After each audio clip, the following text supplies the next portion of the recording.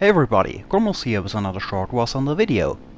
So, some time ago I gave a few tips on bomb attacks in a combined arms video, and in the comments I was asked why I did not cover rockets as well, and to be honest, at first I did not want to make a video about rockets specifically, because they are pretty straightforward to use. However, thinking about it some more, I figured since large caliber rockets like the IL-2's 132mm are currently the best option to do well in the close air support role, I might as well say a few things about how I use them and some thoughts on them in general. Now, the thing is, just as I started to make this video, Gaijin announced that combined arms will be deactivated for 2 days. No reason was given for that, so I don't know if that is to introduce some balancing changes or for technical reasons. Maybe they just need to replace some server, I don't know. Anyway, if it is for balancing changes, then this video might be outdated soon. If that is the case, I make another one later down the line with an update. But I simply don't know yet what the reason might be for this 2-day deactivation, so for this video I will use the experience I have with the current version of the ground forces. Anyway, back to topic. Currently with the AI AA and the spotting system as it is, it can be somewhat difficult to make some silver lines flying in combined arms. For players new to flying in simulator battle mode, it might even be incredibly hard not to constantly lose money when flying in combined arms. After all, repair costs aren't exactly low, and with the current AI AA and other threats, the chances to not survive a match when flying close air supports are pretty high, even if you do everything right. As a trade-off, you get only a pretty small reward for killing a tank, so you often need multiple kills just to break even if you lose your plane, especially without a premium account. Rockets present the best way to get the necessary kills to make a few bucks flying close air support, especially the 132mm rockets you can carry on the IL-2 and PE-2 for example. They are incredibly powerful and you can carry 4 salvos of them on the IL-2 and 5 salvos on the PE-2, and one such rocket will kill pretty much everything it hits, even heavy tanks. Now that is not necessarily realistic, but I will talk a little bit more about that later. However, the main advantage for me for these rockets is that you can use them without needing to aim for very long or long approaches on the target, and that means you can adapt your tactics well to the maps you fly on and the way ground forces currently render. For example, I fly differently on Kursk than on Ash River. I need to because of the difference in AA's threat. Let's take a look. But keep in mind that this is not to showcase a realistic way of doing it that was used in reality, just the way it works for me. Realistic approaches are hard to impossible in combined arms at the moment, because you simply can't see enemy tanks from further enough out to do a realistic attack run. Now let's start with an example for Kursk. On Kursk I fly rocket attacks similar to the way I have shown you with bombs in the last combined arms video. I approach the middle of the map where I expect enemy tanks from the side in a shallow descent to build up some speed, to be low enough to spot tanks some distance away but fast enough to react to threats and to present a harder target. This side of the map is usually a good hunting ground and I spot a tiger to my right. I pass over him and then pull up to trade speed for altitude and come around to attack from a very steep angle. It is of course easier to hit from a dive, because you don't have to account for the drop of the rockets as much, and again a single direct hit from one rocket will take out a heavy tank. And now after this attack I can turn back towards the battlefield and descend towards it again, building up speed. Again, the idea is to be low enough to spot enemy tanks, however to be fast enough to be somewhat hard to hit for player AA and tanks, as well as to have the speed to react to attack by planes, and gain altitude fast if necessary for a steep attack run. Those kind of vertical turns just help keep your energy up compared to flat turns. Now I spot a few tanks to my right on the hill and they are firing at friendly tanks, so again I go up and come around for my attack. I'm not quite as fast as I would have liked, because I had to pull up in front of the hill and I come in at a flatter angle, so I have to compensate for the drop of the rocket a bit more. My shot on the Jagdpanzer is not well aimed though. I overcompensated and the shot goes wide. I only damage him. Now normally I would build up some speed again before going in for a second strike, but those tanks are actively shooting friendlies, so I want to take them out as fast as possible and come around right away.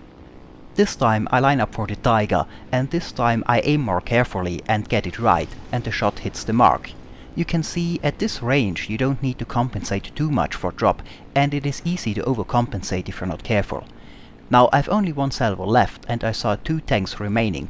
I thought I saw a second Tiger below the tree, but when I come around I can't see him anymore, so I line up for the Jagdpanzer again, and this time the shots connect.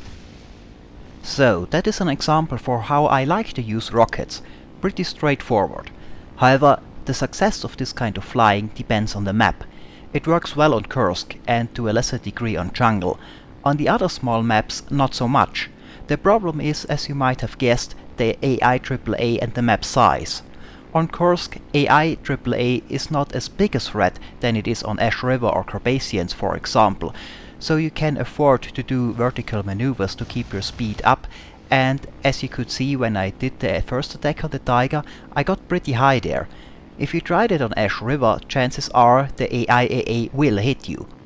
Also, the larger size of Kursk means you don't have to maneuver and turn as much, which also helps to keep your energy up. Now, the thing about AI AAA is that they have a much harder time hitting you when you fly low and stay low. So by constantly flying nap of the earth and limiting vertical maneuvers to a minimum, you can reduce the chance of being hit and shot down by AI AAA significantly. Of course, if you fly that low and you have to maneuver a lot on small maps without being able to use energy conserving vertical maneuvers, you will bleed off energy fast, so you will soon not just be low but also be very slow, and flying around low and slow over the battlefield increases your vulnerability to all kinds of player threats. Player AA, tanks and especially other planes bouncing you. That's why flying low and slow is usually a very dumb idea. The thing is, the way a lot of those maps are balanced at the moment mean that the threat of AI AA simply outweighs the threat of other players. You don't see that many planes in Simulator Battle Combined Arms, especially fighters, and player AAA is even more rare. AI AA, however, is always there and always a threat if you don't hug the ground. Being forced into this kind of low-level flying is, however, another reason why large caliber rockets are such a great asset.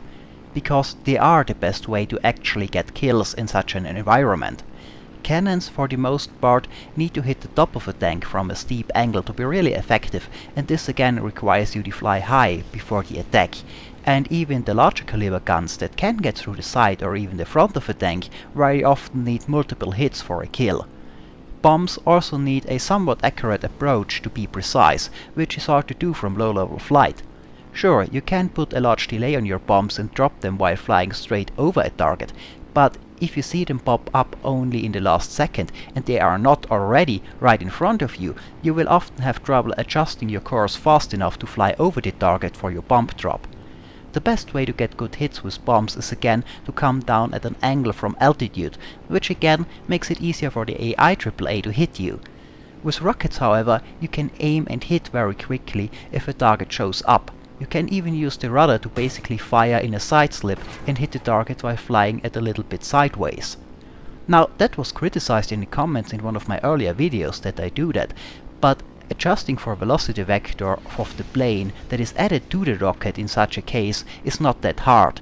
And even if you don't do it, at the short ranges you usually fire in this case, the difference will most likely be only that you hit more the front of the tank instead of the middle. In any case, the ability to use the rudder to fire on targets that show up not directly in front of you but somewhat to the side and destroy them just adds to the ability of the rockets to take out comparably large amount of targets in a somewhat short amount of time in low-level flight, and that keeps you somewhat safe from AI AAA. A problem with this kind of flying is of course that you will bleed a lot of energy and you will slow down quickly. You have to be careful not to overdo it with the horizontal turns, or you may run out of speed and stall at the wrong moment.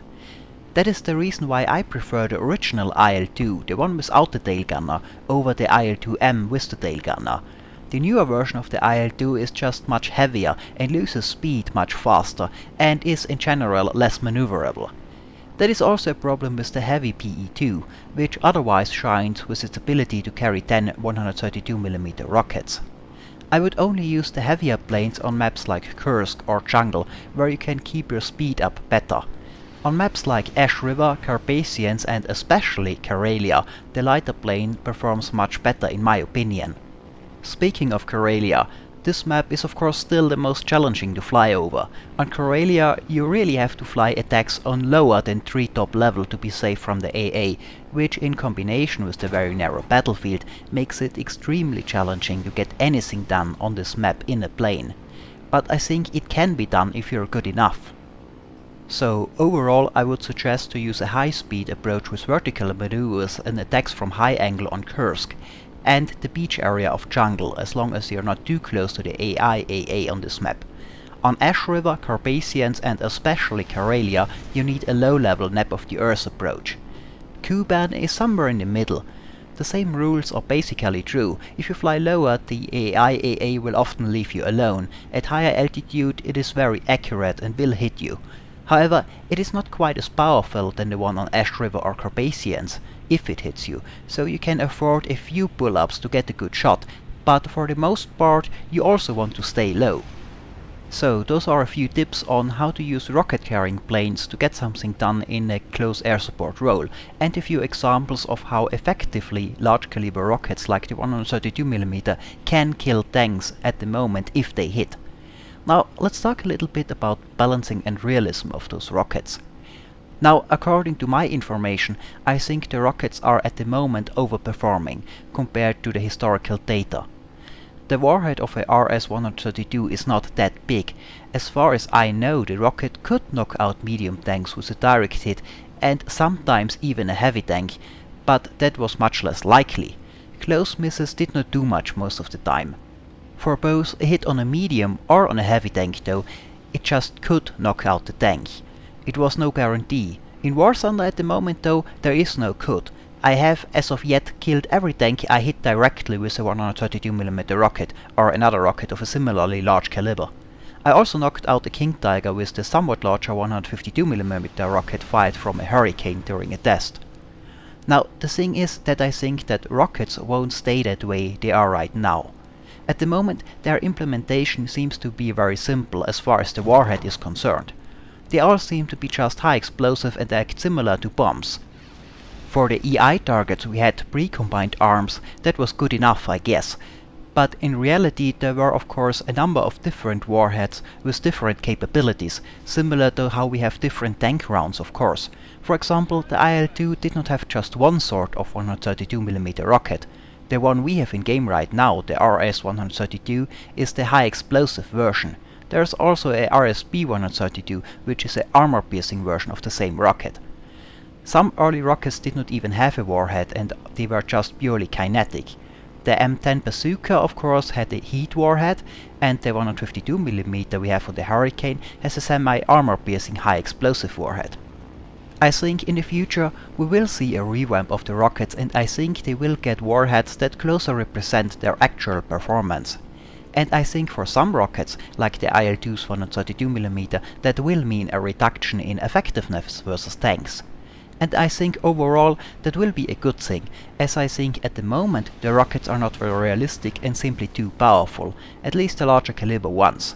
However, at the moment, as I have said before, this is countered by the very strong AIAA and the not rendering tanks, which creates something of a balance. Not a very good one from a gameplay point of view. I don't think tankers enjoy having to deal with such strong air weapons, and neither are the pilots enjoying having to deal with AI AAA being as strong as it is and tanks not rendering at a distance.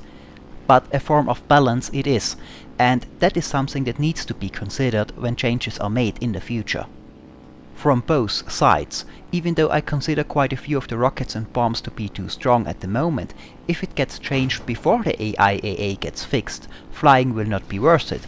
The other way around, fixing the AIAA and render distance might make planes like the IL-2 way too strong if their weapons are not addressed.